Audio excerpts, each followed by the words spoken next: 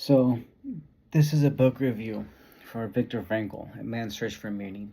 Now, Frankl, he was born in 1905 in Austria, and he was a psychiatrist. Now, when the Germans occupied this area, when the Nazis took over, they pretty much rounded up everybody because he was a Jew on his mom's side. And they rounded up everybody eventually in their own country, and then they moved to different countries, to Austria, Switzerland, and then to France, and then beyond, Slovakia. But when Franco was growing up, so he always wanted to help people. So he became a psychiatrist, and he was working in a hospital. And then they had wind of what was going on down south in Germany, so they knew what was coming. And he had, at one point in time, he had an opportunity to leave. So he could have taken his family and fled Austria and gone to England or somewhere where the Nazis had no reach or influence. But his parents weren't able to go. So he stayed behind, knowing what would happen. So eventually, the Nazis came, took over Austria, and then they took command of the hospital he was working at. And they rounded up all the Jews. And he got arrested, and he got taken to the concentration camp. Now, he went to one camp and then another, and then he ended up in Auschwitz. Now, Auschwitz was one of the worst camps out of all of them. I mean, they didn't just take him there for labor. They wanted to kill them as quickly as possible, so they would round them up.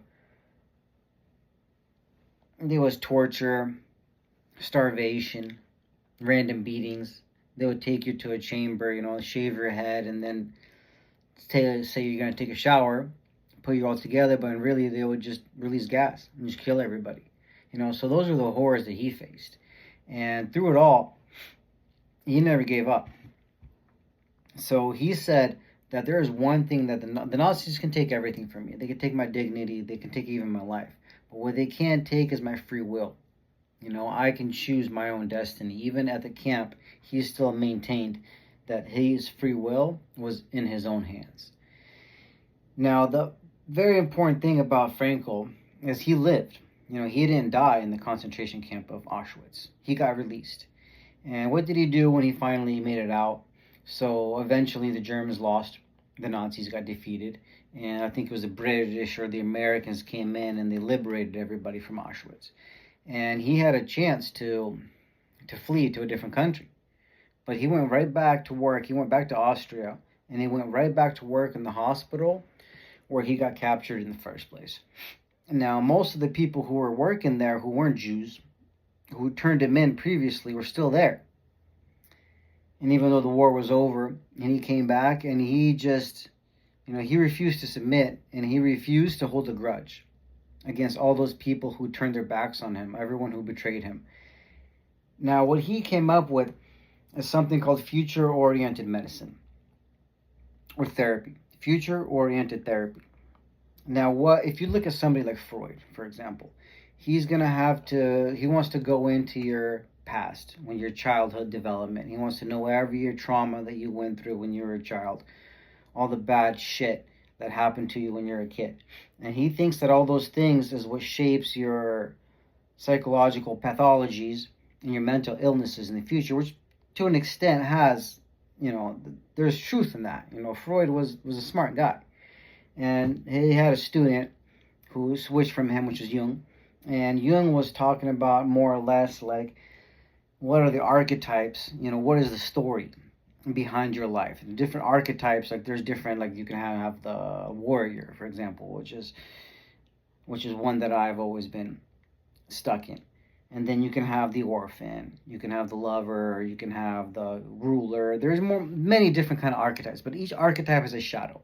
So I think it was Jung that said the shadow of a human psyche has roots that reach down to the pits of hell. So if you look at somebody like a prostitute, for example, that's somebody who is in the shadow side of the lover. And Jung, he was a smart person as well. Now, the difference between Frankl's approach to therapy and somebody like Jung or Freud or Rogers or some of the other greats is he had something that's called future-oriented therapy.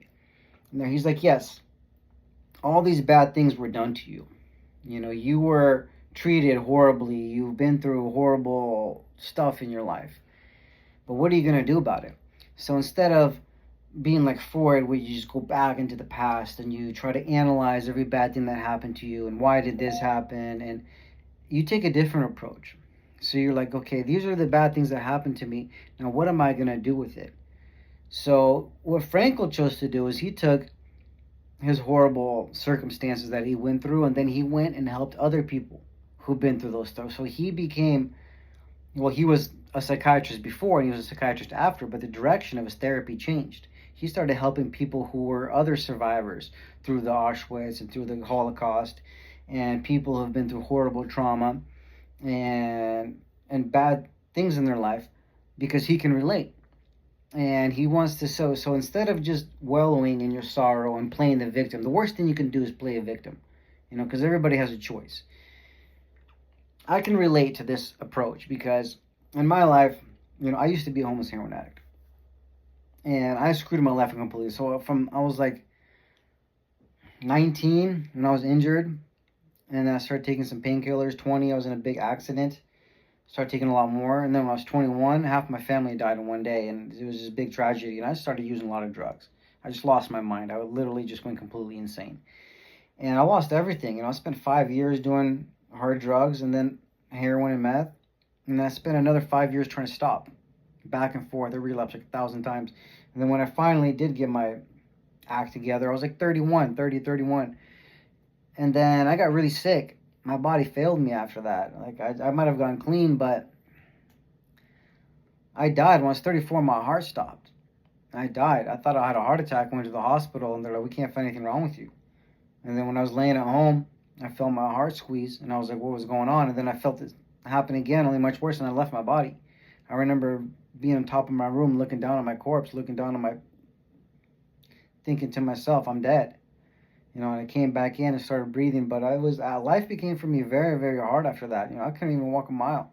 So I'm 40 now. I'll be 41 in a week or two, and I'm just now starting to get my strength back. It took me 6 years to recover, and every day it's like, somebody asked you, what's one word you can describe life? That would be hell. That was life, and that's like that for me and for many other people. Everybody has their own struggles. Everyone has their problem. But if you look at Frankl, for example, he went through the worst circumstances a person could probably imagine. He went through Auschwitz. He was in a concentration camp. Same thing with Solzhenitsyn in the Gulag Archipelago. And he came out, and he didn't give up, started helping people. So I have to remind myself, it doesn't matter how hard you think your life is, there's somebody else who has it much worse. But let's say that, you move from one area to another, you change your circumstances, and your life becomes better, then you have to go and help other people.